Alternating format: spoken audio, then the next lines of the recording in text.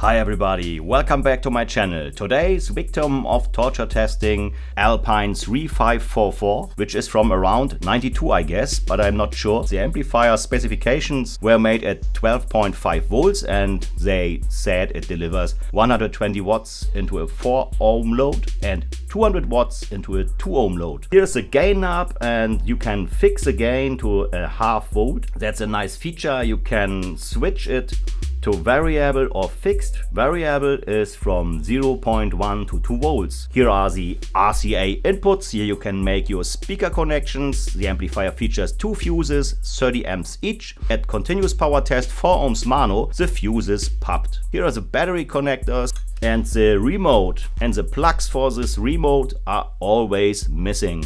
Let's stop talking and get ready for the dyno. The Alpine is connected to the dummy load and the power supply. And I start with an 8 ohm mono load to get output power into a 4 ohm load per channel, both channels driven into full power. Continuous power test 1 kHz, both channels driven, 4 ohms per channel. Here's our signal. Oops. It says maximum voltage 79 volts. I go to the top of the waveform. And it's true, 79 volts.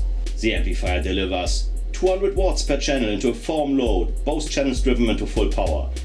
Remember, the amplifier is rated 120 watts. Let's have a look at the amplifier's efficiency. Here you see the amplifier idling, and now I give full input signal. 54.9 amps, let's say 55 amps. The amplifier has an efficiency of 53.3%. Continuous power test, 50 Hz input signal. Let's have a look how much power the amplifier puts out at 50 Hz.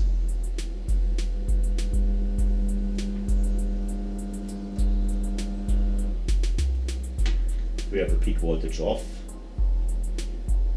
78 volts. With 50 Hz, the amplifier puts out 195 watts into a 4 ohm load per channel, both channels driven into full power. That means 390 watts bridged mono 8 ohms. I did all tests for dynamic power. I did 50 Hz test and 1 kHz burst test with 8 cycles, 20 cycles and 1 cycle, and the amplifier has no dynamic headroom at 4 ohms per channel. Check this out. The maximum voltage is 79 volts. Now a 4 ohm mono load is connected to the amplifier. That means I test 2 ohms per channel, both channels driven. But this time I will start with a dynamic power test because I popped some fuses with a continuous power test. The amp is fused with 60 amps and continuous. It pulls more than 90 amps bridged mono 4 ohms. Dynamic power test 1 kHz, 20 cycles. All cycles look good at the same voltage level. Let's check out at the first cycle the maximum voltage. We have 68 volts. And on the last cycles I also have 68 volts, I guess. Yes, 68 volts.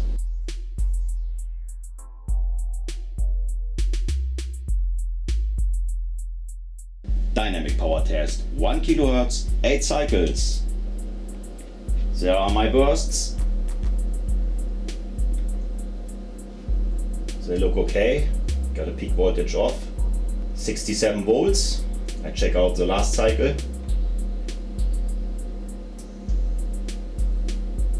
Also 67 volts, so all cycles are at the same voltage level.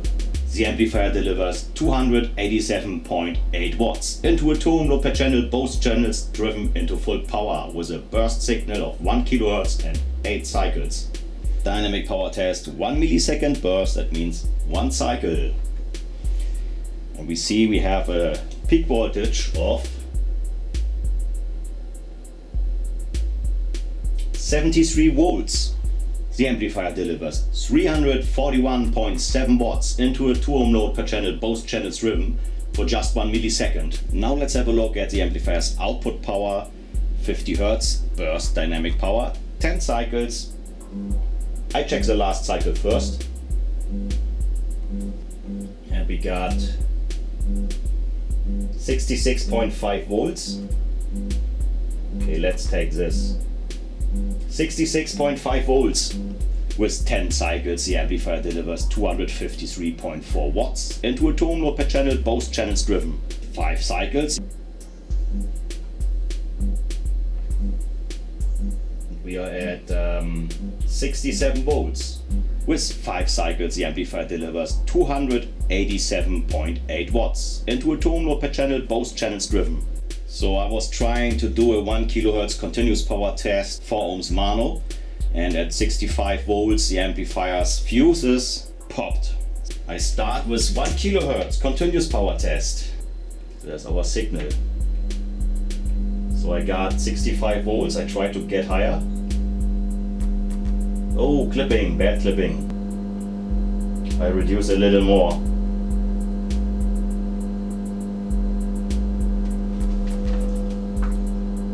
The amplifier delivers 271 watts, that means 542 watts bridged mono, 4 ohms.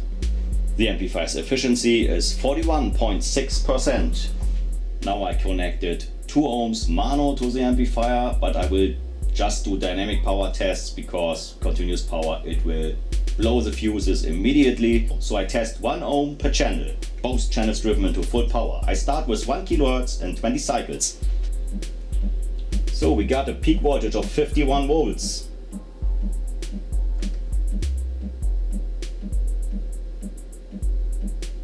Yes, 51 volts. I go to the last cycle to check if it's clean or clipped. Looks clean. Also 51 volts. I go to one of the first cycles.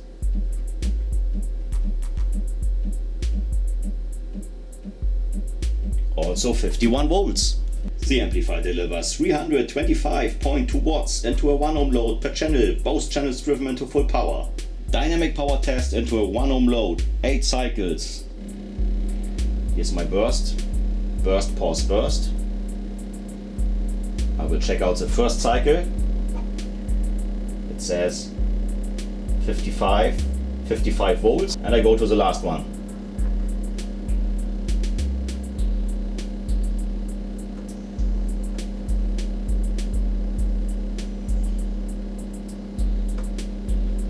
Also 55 volts. The amplifier delivers 378.2 watts into a 1 ohm load per channel, both channels driven into full power. Absolute peak RMS power for just 1 millisecond, 1 kHz. Got a peak voltage of 64 volts. That's true, we have 64 volts. 512 watts into a 1 ohm load per channel, both channels driven into full power. That's just for demonstration about the dynamics of the amplifier. Dynamic power test, 50 Hz, 5 cycles, 100 milliseconds. So we have, I always skip the first cycle, they are sometimes higher, not valid. So I check out the second cycle and it says 47 volts. We'll go to the last.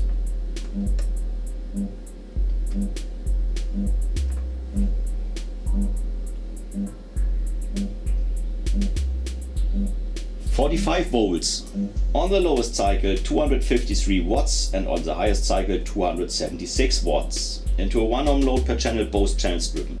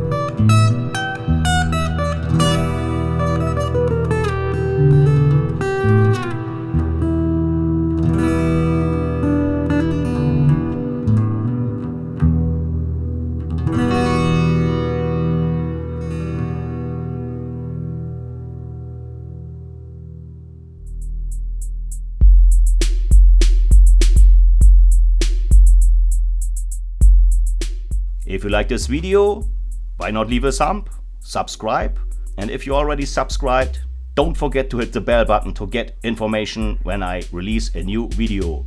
Thanks for watching and see you next time. Bye bye.